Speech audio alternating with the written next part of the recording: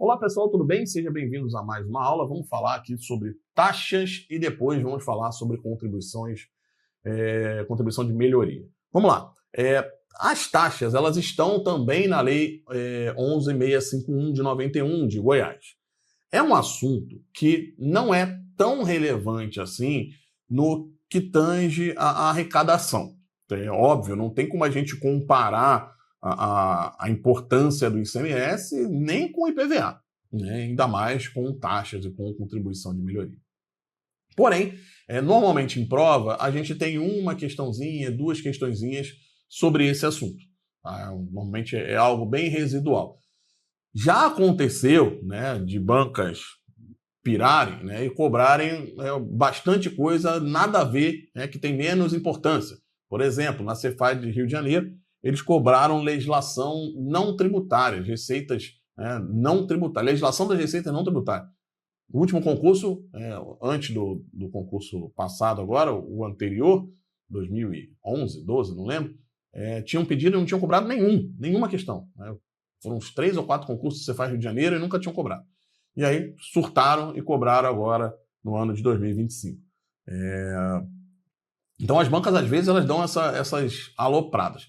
Não acredito que isso vai acontecer com as taxas aqui. Acredito que a banca ela vai cobrar 1, 2 questões de taxas sim. Tá? Então a gente vai ver aqui tudo que pode cair de taxa, tudo aqui dentro da nossa Lei 11.651, tá? E depois a gente vai ver a contribuição de melhoria.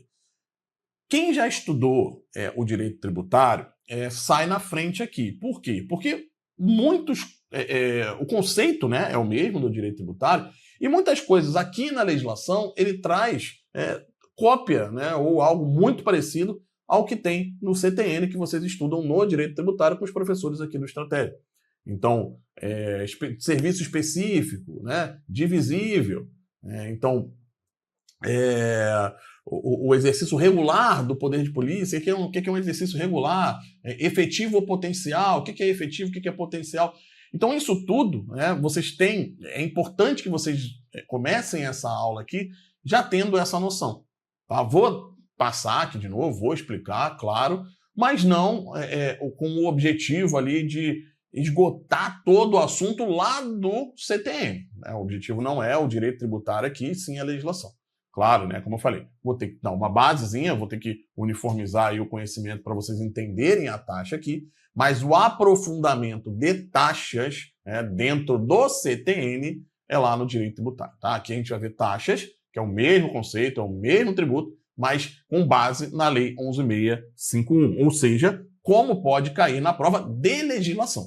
Porque o que cai na prova de direito tributário é diferente de legislação. Como assim, da Rocha? Direito tributário a gente tem lá a parte de jurisprudência, né, que cai bastante. Então, aqui, isso é outro foco. Aqui não. Aqui o que cai não é jurisprudência, e sim aquilo que está dentro da legislação propriamente dita. Primeiro caso, né, primeiro ponto importante. Quais são as taxas no estado de Goiás? Então, as taxas são TSE, taxa de serviços estaduais, e taxa judiciária. Tá? Então, quais são as taxas? TSE, taxa judiciária. Se ele colocar alguma coisa a mais aqui, inventar alguma coisa a mais, dê como errado. Simples assim. Tá bom? Seria uma questão simples, uma questão fácil, que você não pode errar. Tá? Inventar aqui uma outra taxa, ou sei lá, alguma outra coisa aqui que não existe aqui, porque você estudou em outra legislação, né? Já estudou para Cefaz, Cefa Pará ou alguma outra Cefaz e viu que tinha uma outra taxa lá. Então não confunda, tá? É uma questão boba, que às vezes ele vai botar aqui no meio um nome de uma outra taxa para tentar te confundir. Só são essas duas aqui, qualquer outra que colocar está errado. Então já vi questão, inclusive, de simulado, né? Falando, olha, são as taxas, taxa de serviço estadual, taxa de judiciária, e inventa uma outra taxa. Aí você tem que marcar como falsa, tá? Então, bem basicão aqui. Taxa de serviço estadual e taxa judiciária. Fato gerador das taxas estaduais. Então, quais taxas estaduais? Essa e essa. Então, ele divide em 2 incisos. Taxa judiciária, ele começa de cima para baixo. Taxa judiciária, o ajuizamento dos feitos cíveis perante a Justiça Estadual, a realização dos atos e a prestação de serviço constante na tabela do anexo 2. Preciso decorar a tabela do anexo 2? Eu não decoraria. Acho completamente contraproducente. Já vi questão de prova, recente inclusive, que a banca cobrou uma isenção que estava lá no meio de um anexo desse. Continuo, mesmo tendo cobrado, continuo achando que não vale a pena. Claro que eu tenho que avisar vocês aqui, esse é meu papel, mas mesmo assim continuo achando que não vale a pena. Por quê? Porque isso é uma quantidade muito pequena de vezes que acontece. Não lembro outra vez, inclusive, que ele tenha cobrado isso. Cobra-se isenção, cobra-se não incidência de taxa, isso aí é o caso, os casos que mais cobram, mas não as isenções e não incidências que estão espalhadas lá no meio de alguma vírgula lá no anexo tal. Não, aquelas que estão no corpo do texto.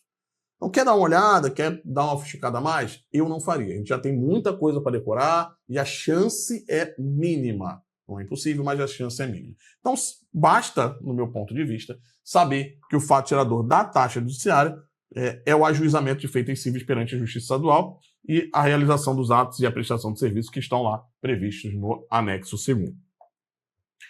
Então, ajuizou lá um feito cível perante a Justiça, vai pagar uma taxa. Tá? Realizou algum ato, prestou um serviço que está no anexo 2º, né? Também vai pagar uma taxa.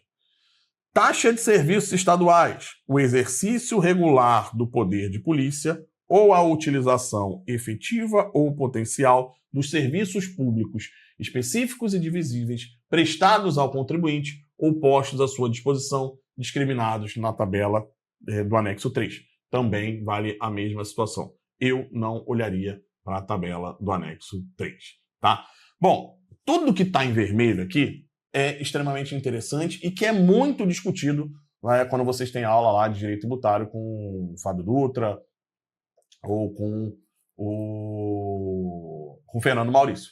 Tá? Eles discutem, tenho certeza absoluta que eles discutem muito disso aqui. Eu queria trazer alguns pontos aqui da minha visão, alguns pontos, como eu falei, que eu acho que tem que ser nivelado por todos vocês têm que saber. Vou falar aqui sobre Vou puxar aqui um recurso extraordinário, gente, mas relembro, tá? Que no direito tributário se cobra jurisprudência. Aqui na legislação tributária não se cobra. Então vá sempre na legislação tributária pela letra da lei. Beleza? Então vamos lá. Olha, exercício regular do poder de polícia. O que é um exercício regular? O que é um exercício regular do poder de polícia, né? Isso pode parecer em primeiro momento algo assim difícil, né? Estranho, tal, mas eu coloco lá no PDF para vocês. Né? O exercício regular de poder de polícia, ele é entendido, tá? Se você olhar lá o RE 5, acho que é 588-532, não, 588-322. Tá? O RE 588-322, ele vai explicar. Ele vai falar que exercício regular do poder de polícia é aquele, né? Inclusive isso aqui também está no artigo 78 do CTN. Tá? É aquele poder, né? O poder que a administração pública ela tem para restringir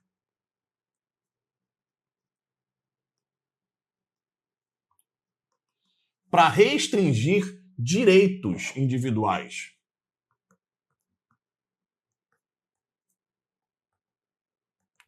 Minha letra é ruim, mas acho que dá para entender, né?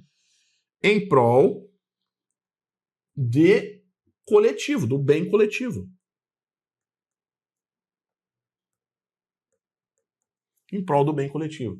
Então isso é o poder de polícia. É quando o Estado ele restringe algum direito seu. Você tem um direito individual, mas ele de alguma forma ele restringe esse direito por conta de um bem maior, de um benefício maior, que seria um benefício coletivo, um bem coletivo. Então, isso é o poder de polícia. O que seria esse exercício regular? Aí sim a gente vai lá para a decisão do Supremo, né? Para o entendimento do Supremo. para ser regular, basta que haja um órgão, tá, que seja responsável por essa restrição aqui, restrição de direito individual. Então, se existir um órgão, uma estrutura, aqui, né, um órgão, uma estrutura, aqui um prédiozinho, que seja competente para exercer esse poder de polícia, já é um exercício regular. Pô, da Rocha, não entendi, não estudei lá no direito tributário. Quem já estudou direito tributário já está entendendo o que eu estou falando, mas não entendi. Então, vamos lá.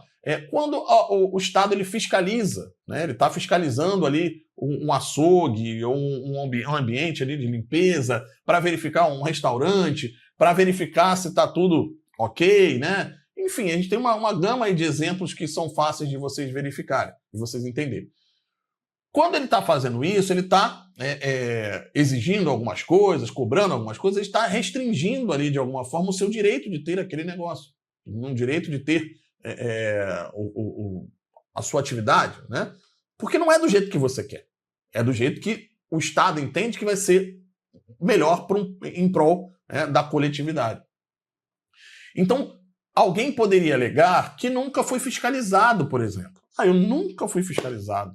O órgão competente que existe para ser fiscalizado, para restringir aqui esse meu direito, ele nunca veio. Ele nunca aplicou o poder de polícia efetivamente aqui em mim.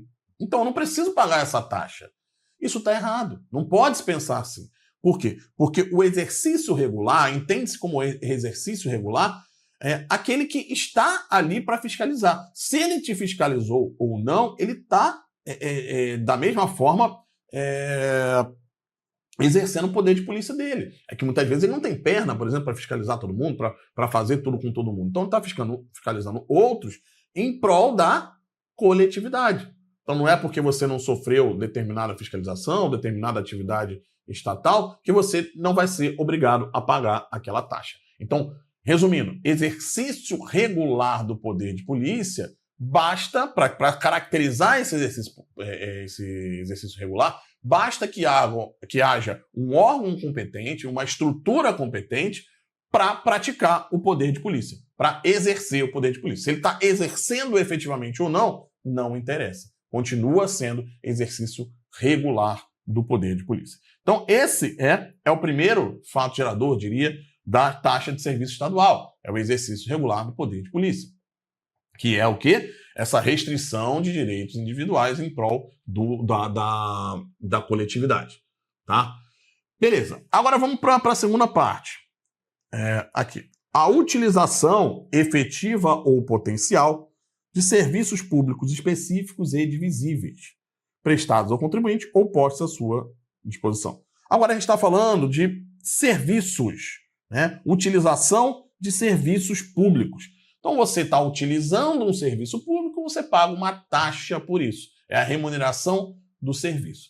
Pontos importantes: efetiva ou potencial. Então, não necessariamente você está usufruindo daquele serviço, mas se aquele serviço remunerado pela taxa, ele está disponível para você, e você não usa, por exemplo, porque você não quer, você foi viajar, você foi para o exterior e não está usando, né, aquele serviço que fazem lá na tua rua todo dia.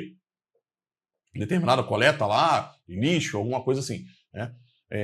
Não é porque você viajou que você não está produzindo lixo, por exemplo, se tiver uma taxa de coleta de lixo, que você não vai pagar. Olha só, esse mês eu não vou pagar, esse mês eu estou de férias em Paris. Não, olha só, é uma utilização potencial. Uma utilização não é efetiva. Quando você voltar, você vai botar o teu lixo lá, o lixo vai ser recolhido, vai prestar o serviço de forma efetiva.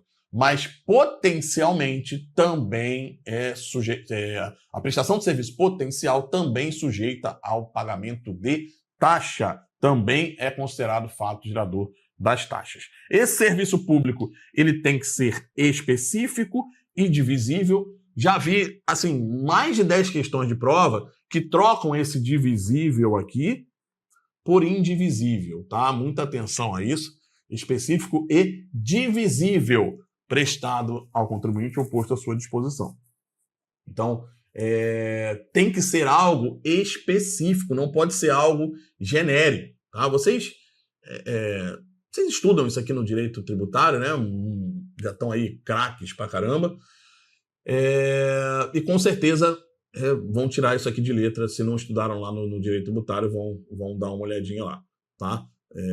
Dar uma olhadinha não, vamos olhar bastante sobre isso. Então ele tem que ser específico, ele tem que ser divisível em unidade autônoma, ele tem que ser identificável, não pode ser algo genérico. Tá? Isso que ele quer dizer com esse específico e divisível, prestado ao contribuinte ou posto à sua disposição. Então esses são os fatos geradores aqui. Isso aqui sim, sugiro que vocês memorizem com bastante força, tá? Não tem como, isso aqui não tem como deixar de saber, não. Então aqui apenas um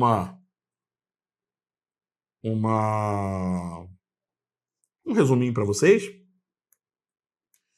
E vamos para os contribuintes. Contribuinte das taxas.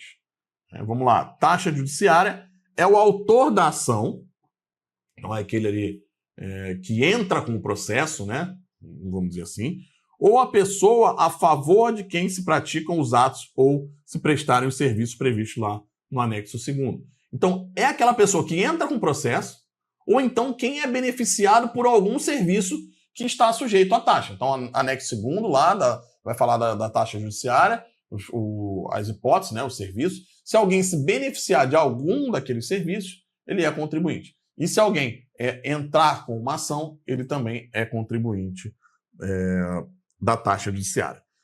No caso de taxa de serviço estadual, ele vai ser o usuário, efetivo ou potencial, e aí a gente acabou de ver, né?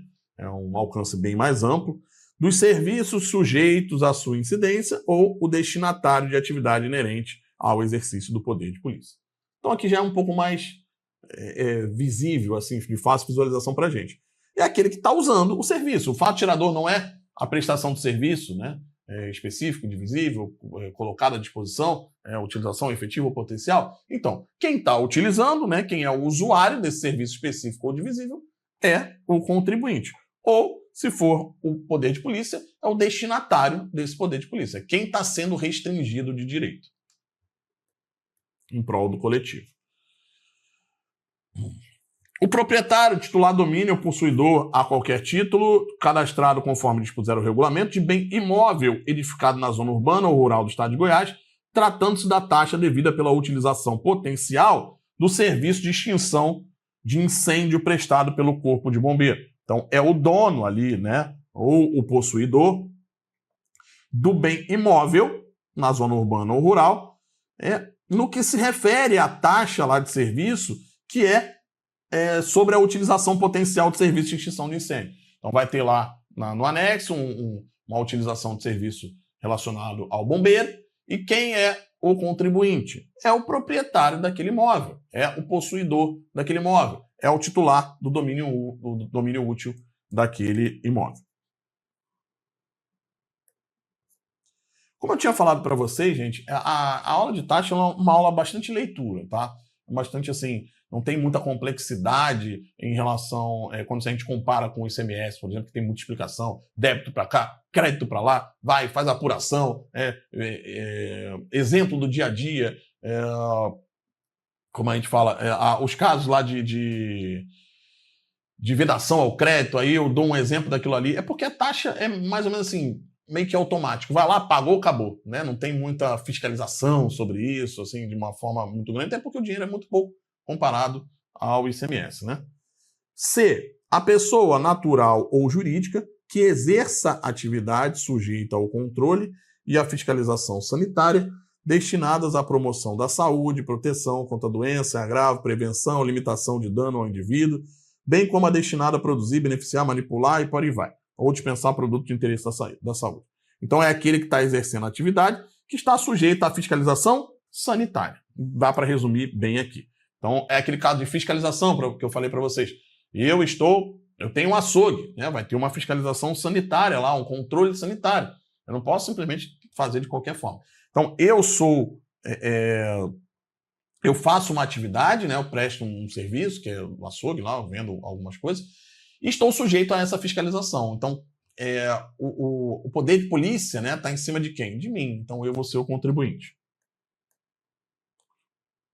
Pessoa natural ou jurídica que detém em seu poder, classifique, certifique, transporte, abata ou comercialize animais, transforme e comercialize produtos e subprodutos de origem animal, seus derivados, etc.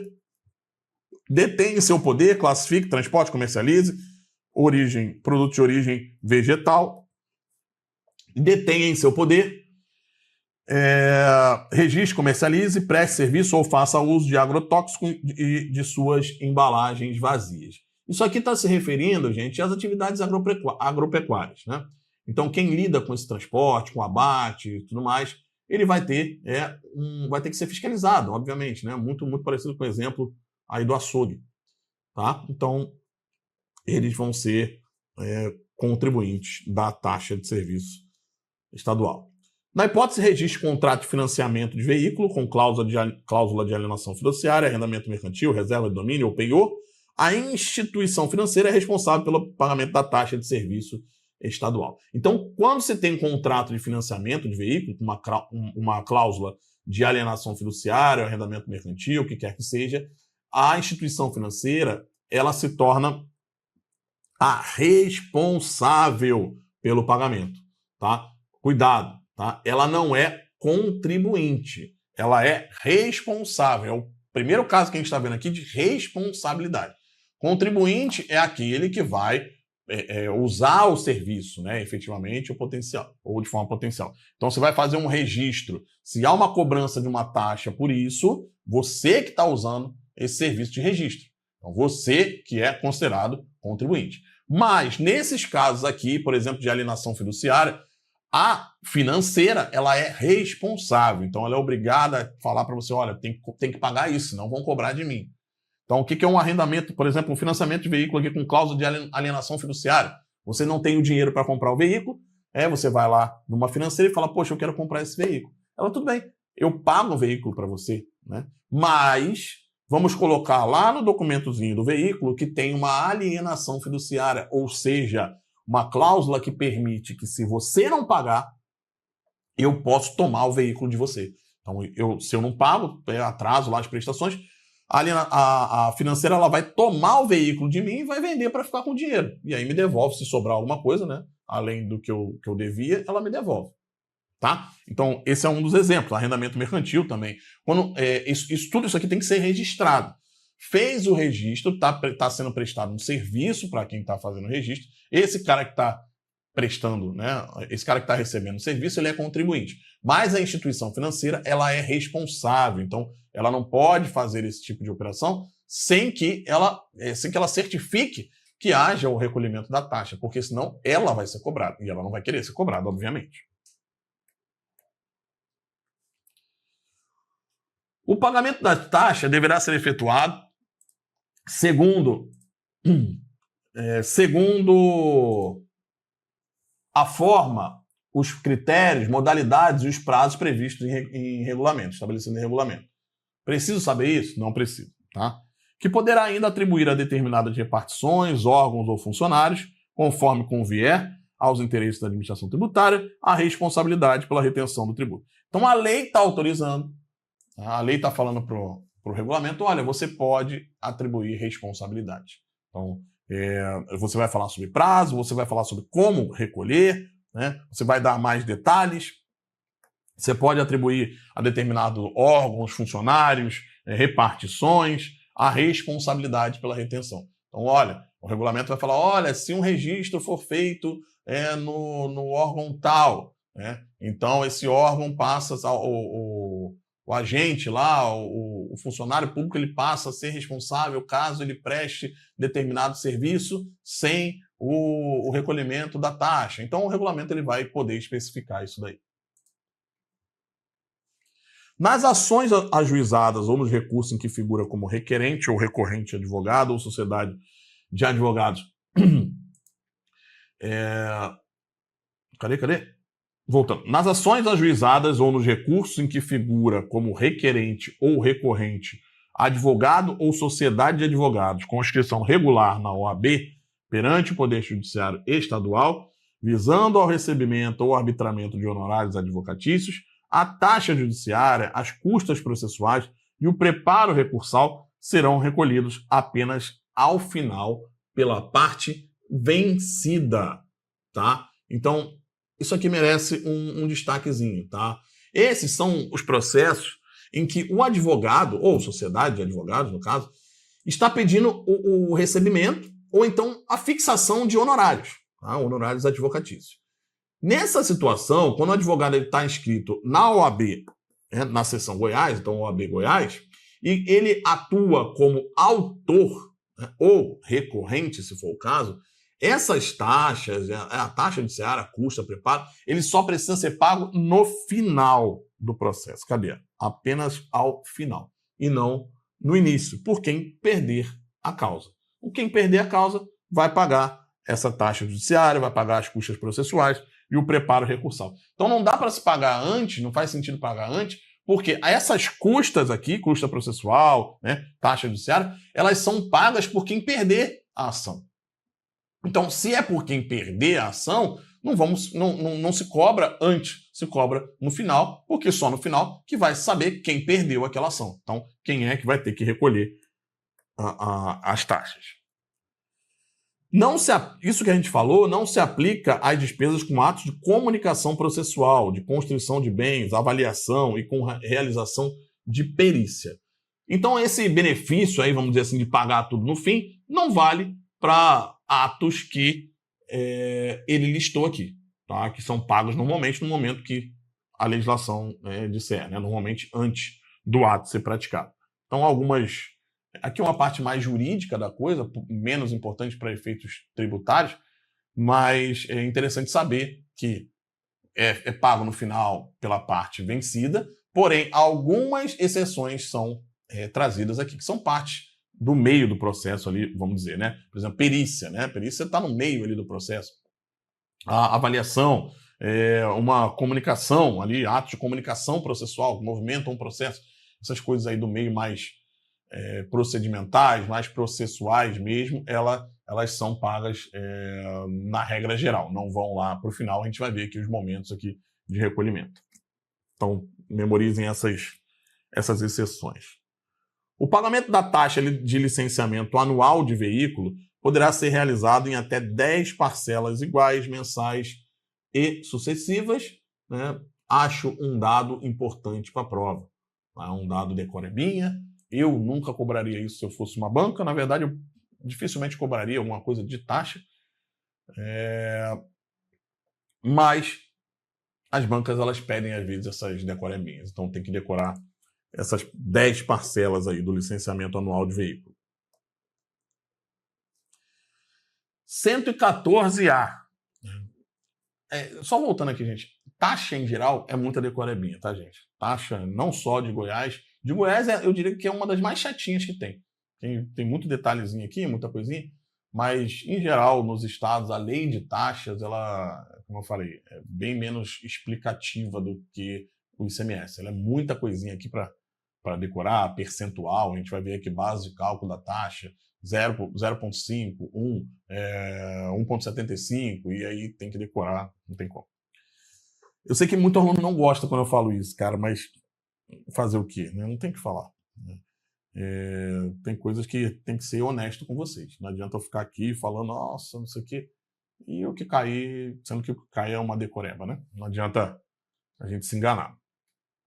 Então aqui, como eu estava falando, base de cálculo da taxa judiciária será o valor dessas, né? Nas causas em que se processarem em juízo. Será o valor dessas o quê? Dessas causas.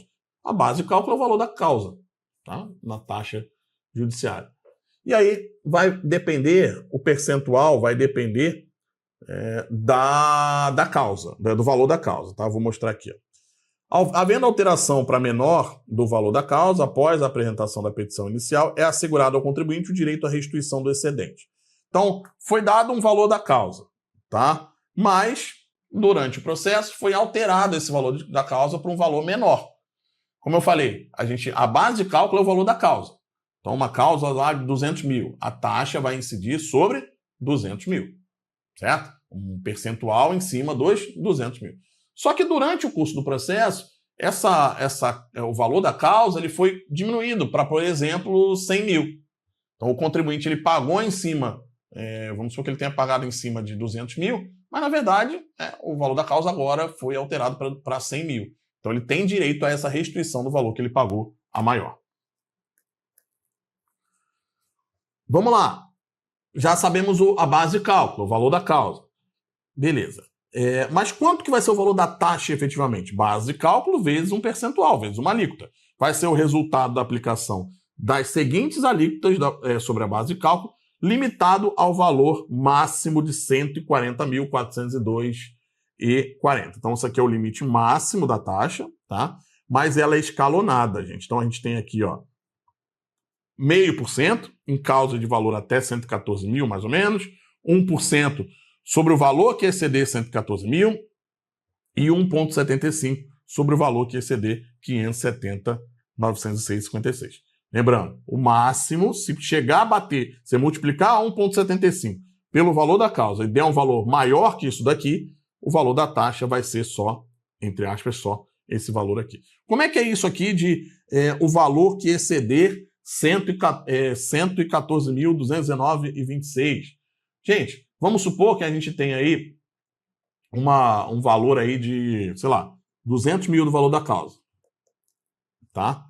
Ora, o valor até 114.219,26, ou seja, deixa eu pegar a calculadora aqui para fazer algo direitinho. 200 mil era o valor da causa, tá? 114.219,26. 85, menos 114.219,26. Esse valor aqui, tirando um do outro, vai dar aquilo ali que eu mostrei para vocês. 85.780,74.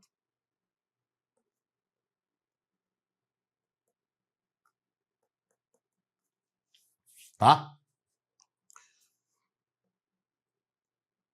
Beleza. Então, o que a legislação fala? Ó, causas até 114.219, a alíquota é de 0,5%. Então, como é que vai ser calculado isso? Esse valor aqui eu multiplico por 0,5%, e aí eu vou achar o valor desse pedaço, só que sobrou mais 85 mil.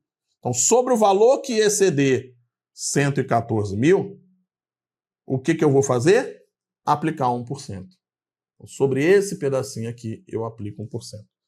E o mesmo vale aqui. Se exceder 570 mil, aí sobre o excedente, né, vai aplicar uma alíquota de 1,75%. Então a base ela vai sendo quebrada. Se ela passar de 114 mil aproximadamente, 114.219,26, ela vai sendo quebrada. Uma alíquota até esse valor, outra alíquota até esse valor e outra alíquota dali para frente, tá? 0,5%, 1%, 1,75%. Não acho que a banca vai explorar cálculo aqui não, tá? Acho que a alíquota ela pode até cobrar, mas o cálculo, né, não seria ali impossível, mas não acho também tão provável. Mas é bem simples ali, é só você ir dividindo, desde que você decore os valores, né? O problema é esse, ficar decorando centavos aí ninguém merece. Mas pelo menos decora ali o valor aproximado, tá, gente? Pelo menos isso acho que vale a pena. Decora aqui, ó, 114 mil, por exemplo, que na hora vai fazer muito pouca diferença se você fizer o cálculo com 114 mil ou 114.219,26. A diferença vai ser muito pequena de cálculo. Então, eu decoraria ali pelo menos 114 mil. Até 114 mil, 0,5%. Acima disso, 1%. Se passar de 570, né, 1,75%. E isso aqui eu acho interessante também. Desse número aqui, 140 mil, aproximadamente. Temos uma quantia mínima também, assim como a gente tem uma quantia máxima, a gente tem uma quantia mínima da taxa, que é 96,75. Tá? São cobradas nas taxas de valor inestimável, separação judicial, divórcio, divórcio que não existir bens a partilhar, inventário negativo, demais causas processadas em juízo de valor igual ou inferior a 19.352,75. Então, valor mínimo aí. Bem decoreba, né, gente? Essa parte aqui, como é que eu vou explicar para vocês que é 96,75 e não é 98,23, né? É difícil. Então, enfim, vamos lá. Excetuadas as hipóteses previstas no 114A e 114B, que são essas situações que a gente viu, né? Tirando essas situações que a gente viu, ele vai trazer um valor fixado na tabela do anexo 2. Então, não acho interessante também, como já falei, olhar para a tabela do anexo 2. Então, não sendo esses casos aqui, ele vai dizer lá, né, outras situações e qual vai ser o valor devido de taxa. Eu acho que vale a pena vocês olharem o anexo 2 só para vocês terem uma noção, assim, só para vocês aliviarem o coração de vocês. Realmente, não dá para ficar decorando isso aqui, acho muito custo-benefício pequeno, deixa eu dar uma olhadinha. Abre lá, dá uma olhada, aí vocês vão ver o que eu estou falando. Então aqui é apenas um resumo, tá? Para facilitar a vida de vocês. O valor da taxa de serviço estadual é o previsto na tabela, tá? Só que agora no anexo 3º. Então, para serviço estadual, já vai estar lá o valor certinho lá para recolher. Gente, o 114 é extremamente complexo, tá? Eu, particularmente, não leria se eu fosse vocês, ou então leria muito rápido. Ele vai falar, tá, sobre serviço de extinção de incêndio. Então ele vai trazer fórmulas, ele vai trazer aqui alguns conceitos, vai trazer, por exemplo, aqui, ó, megajoule, coeficiente de risco. Não considero relevante para efeitos de prova, tá? Então, ele só vai explicar aqui como que é feito esse cálculo, né? Como que é feita essa cobrança, como é que é feito o cálculo do valor da taxa quando estivesse falando de um incêndio, né? Uma taxa por conta de incêndio. Então ele começa: o valor da taxa pela utilização efetiva potencial do serviço de extinção de incêndio é determinado de acordo com o coeficiente de risco de incêndio, expresso em megajoules, que corresponde à quantificação de risco de incêndio na edificação obtido pelo produto dos seguintes fatores. Então, o que ele está falando aqui? Olha, para a gente saber o valor que vai ter que pagar da taxa por conta do incêndio, da taxa de serviço estadual referente a um serviço de incêndio, efetivo ou potencial, a gente precisa achar o coeficiente de risco de incêndio. Então, sabendo o coeficiente de risco de incêndio, a gente chega no valor da taxa. E como chegar nesse coeficiente de risco de incêndio, que eu acho que não tem muito a ver com a prova. Tá? Carga de incêndio específico, NBR 14432, né? Área edificada expressa em metro quadrado, fator de graduação em risco, carga de incêndio, tal, fator de graduação. Então aqui é cálculo, né? Parece prova de bombeiro. Então não vou discutir isso aqui com vocês. Acho que é totalmente irrelevante ficar sabendo regra de bombeiro, né? O parágrafo 4 talvez aqui seja mais interessante. É o único que dê para salvar aí desses todos. O pagamento da taxa devida pela utilização do serviço potencial de extinção de incêndio, nos termos tais, deve ser feito anualmente, na forma e prazo estabelecido em regulamento. Então, acho que taxa de incêndio também, acho que a única coisa que pode ser cobrada aí, que tem uma chance maior de ser cobrada, é de fato esse prazo aí, né? De quando? Na verdade, esse prazo não, essa data, essa periodicidade do pagamento da taxa de serviços estaduais referente ao serviço de incêndio, né? Bom, 115. Agora a gente entra em um ponto que, apesar de ser bem decorebinha, tá? A gente vai falar sobre a dispensa do pagamento de taxas e as isenções, e depois vamos falar de multa. Todas elas são decorebas, mas eu considero bastante assim, cara de prova, tá? Eu não consigo imaginar, e aí vai da experiência que a gente tem já há bastante tempo aí, eu não consigo imaginar um examinador ele cobrando, por exemplo, aquela análise de risco ali, coeficiente de risco, fator de risco, aquele negócio do dele. Não consigo. Ele vai olhar e vai falar, pô, eu não vou cobrar esse negócio aqui. Até porque ele vai ter que ler, vai ter que aprender para cobrar e vai falar, isso aqui deixa para lá. Repito, né? A banca é doida. Pode acontecer tudo. mas não é o comum, não é o que acontece aí estatisticamente falando. Agora, quando ele olha para uma isenção, quando ele olha para uma multa aqui, que tem poucas multas, quando ele olha aqui para o 115, por exemplo, que assegura alguns direitos, né? Por exemplo, o direito de petição, já é algo mais importante, já algo que salta aos olhos dele. Então, daqui para frente, gente, é o que eu acho de mais importante, de mais possível de ser cobrado em prova.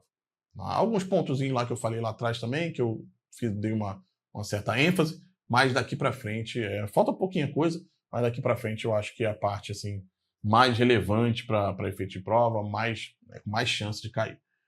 Muita decoreba, muita. Né? A gente vai passar aqui, mas eu diferentemente lá da parte do bombeiro, que eu falei que eu dei uma passada rápida, eu falei, ó, isso aqui ignore, né? Aqui o meu papel já é outro. Olha, isso aqui é decoreba, mas tem grande chance de cair na prova. Então são lá todos assegurados, independentemente do pagamento de taxas, o quê? E aí ele vai falar, né?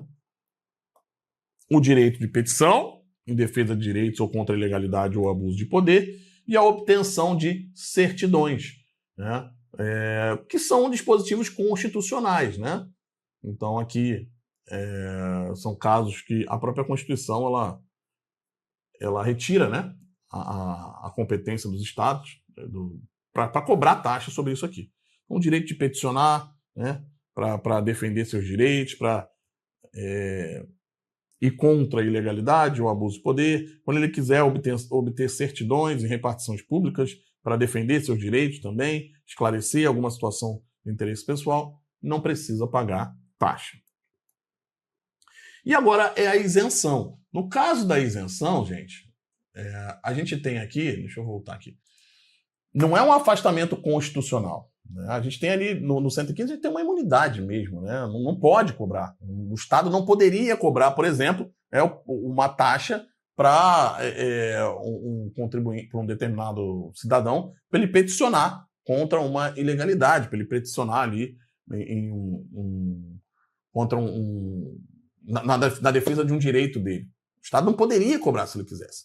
Na isenção já é diferente. O Estado poderia cobrar, mas simplesmente ele, por algum motivo, né, seja ele político, seja ele social, ou seja ele qual for, ele não quer cobrar. Então ele isenta. O fato gerador acontece, mas ele não quer cobrar. Ele fala, olha, esse caso aqui, eu acho que vai promover a cultura, eu acho que nesse caso aqui é algo muito essencial, vai facilitar o acesso ao judiciário nesse caso.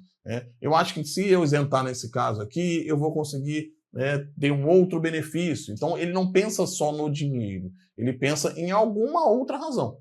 E, por isso, ele afasta a necessidade de pagamento. Então, tem a incidência, mas ele isenta. E aí, meu amigo, a gente tem que decorar. Infelizmente, a gente tem que decorar. Eu tenho muita dor no coração quando eu falo isso. Eu sou, para quem não sabe, a minha origem, eu sou formado em administração, né? Ciências navais com habilitação em administração pela Escola Naval no Rio de Janeiro. Então, apesar de ser, né, humanas ali, né, parecer que não tem muito cálculo, mas a minha formação ela foi toda baseada em matemática. Apesar por incrível que pareça, né, não bate muito com o nome, né, da administração, mas é uma administração em que eu fiquei 7 anos estudando, né? E desses 7 anos, 8, né? 8 anos de estudo, na verdade, na minha faculdade. Faculdade foram 5, e mais 3 de formação para a faculdade. Então, esses 3 anos foram pesadíssimos em matemática. Depois, mais 2 anos pesadíssimos em matemática. Física, para quem é de exatas, aí, livro do Letold, igual água, matemática, cálculo numérico, programação, era exatas assim até o tal. Aí nos 2 últimos anos foram mais profissionais, vamos dizer assim, mais voltado para logística, cadeia de suprimentos, enfim, a administração propriamente dita. Então eu odeio decorar alguma coisa, mas não gosto, assim, me dá muita raiva. Eu sou muito do raciocínio, eu quero construir um raciocínio para chegar num resultado, né, até pela minha formação. Então, cara, Dói quando eu falo assim, decora. Porque eu não gosto de decorar. Só que tem situações, gente, que peço que vocês me perdoem, mas não tem muito o que fazer. Né? Tipo a alíquota, né? Por que a alíquota é 1? Por que é 1,75? Por que é meio? Porque o legislador quis assim. Se ele quisesse, ele botaria 3, 4, 5. Então aqui, gente, não dá para ignorar com os pontos que eu mostrei. Ignora isso aqui, ignora isso aqui. Isso aqui, infelizmente, não dá para ignorar, porque tem grande chance, se a estatística se confirmar, tem grande chance disso aqui estar na nossa prova. Tá? Então, isento, taxa judiciária, conflito de jurisdição, processo de nomeação, remoção de tutores e por aí vai, tá? Ó, atenção para esses detalhes que eu coloquei em vermelho. Os processos que versem sobre alimentos são isentos de taxa judiciária, inclusive provisionais e os instaurados para cobrança de pensão, já fixados por sentença. Então já teve uma sentença, está cobrando uma pensão, ele entra na justiça para cobrar uma pensão. Então ele entra como processo alimentício também. Então está isento de taxa. Tá? Então veja que ele especifica, ele detalha, ele fala, olha, inclusive se for para cobrança de pensão. Já foi definido, né? Já foi definido, já foi fixada uma sentença para ser paga, mas não está pagando, então entrou na justiça para cobrar. Está em vermelhinho aí. É interessante. Registro civil de nascimento e de óbito, primeiras certidões respectivas, bem como as justificações para a habilitação de casamento civil. Então, primeira certidão ali, tá? De registro civil e de óbito. Desapropriação, execução fiscal, liquidação de sentença, habeas corpus, habeas data, mandado de injunção e ação popular. Cara, muita coisa. Tá? Ó, atos ou documentos que se praticarem ou expedirem em cartórios e tabelionatos para fim exclusivamente militar, eleitorais e educacionais. Esses detalhezinhos aqui são importantes. Atos e documentos praticados e expedidos para pessoas reconhecidamente pobres. Taxa de serviço estadual. Ato pertinente à vida funcional dos servidores públicos estaduais. Alvará para porte de arma solicitado por autoridades e servidores estaduais em razão do exercício de suas funções. O cara tem direito a porte de arma por conta da função dele, né, um policial e tal. Ele vai lá, vai tirar um alvará para porte, alguma coisa relacionada a isso, a legislação isenta. E um montão de coisa. Tá? Infelizmente, quero que vocês deem uma olhada em todos eles. Atente para o que está em vermelho. E aqui. Aqui dá para a gente bater um papo também. O chefe do Poder Executivo poderá instituir outras isenções ou reduções do valor da TSE, especialmente quanto à taxa incidente sobre a utilização de vias edificadas e conservadas pelo Poder Público Estadual. Então ele está autorizando o chefe do Executivo, né, o governador, que conceda outras reduções, que conceda outras isenções da TSE. Atenção, tá? Isso aqui pode ser pegadinha de prova. Ele não está falando de taxa judiciária. Ele está falando que o governador ele pode dar outros benefícios, isenções, por exemplo, de TSE. Então, a lei está autorizando que o governador, através de decreto, ele conceda novas isenções de taxas de serviço estadual. Multas, outra decoreba, né? Multa aqui a gente tem que decorar. Tá? Então, aqui tem vários valores, 1 a 3 vezes o valor da taxa, não podendo ser inferior a 64, se não pagar no prazo, aos que, sem pagamento, praticarem atos ou prestarem serviços constantes no anexo 2º ou no anexo 3º. Também uma decoreba pura aqui, gente. Tá? Valor, que eu, para facilitar vocês, as multas no inciso 1º e 2º serão aplicadas cumulativamente, tá? Aqui, isso aqui é tudo que estava escrito ali, eu trouxe para cá. Então, tem que decorar. Então, pensei, poxa, eles têm que decorar, eu tenho que fazer alguma coisa para tentar ajudá-los a decorar. E aí eu montei esse mapinha aí, tranquilo, fácil de fazer, mas juntando todas as informações ali de forma condensada para facilitar aí a visualização de vocês, tá, gente? Bom, termino por aqui as taxas. Sei que não é uma aula em vídeo das melhores. Eu sempre falo para os alunos, olha, nem sei se valeria a pena ter uma aula em vídeo de taxas, né? Mas eu sei que o pessoal gosta, às vezes só de ouvir, só de eu pelo menos indicar ali o que é mais importante, já facilita. Então eu acabo fazendo para vocês. Mas é muita leitura aqui, tá? Infelizmente é um assunto que é decoreba pura, tá bom? Bom, com isso a gente finaliza então as taxas. Muita atenção, principalmente a esse finalzinho aí, tá? Das isenções, das multas também, porque as bancas costumam cobrar essas decoremas, principalmente isenção. Tá? Tenta trocar uma palavra pela outra, quando tem um fim específico ali, ele troca o exclusivamente, o sempre por nunca, o pobre por rico, ele vai fazendo as brincadeiras dele para tentar pegar vocês em alguma pegadinha. Mas difícil mesmo não é. Tá? A dificuldade ali é a memorização mesmo. Tá bom?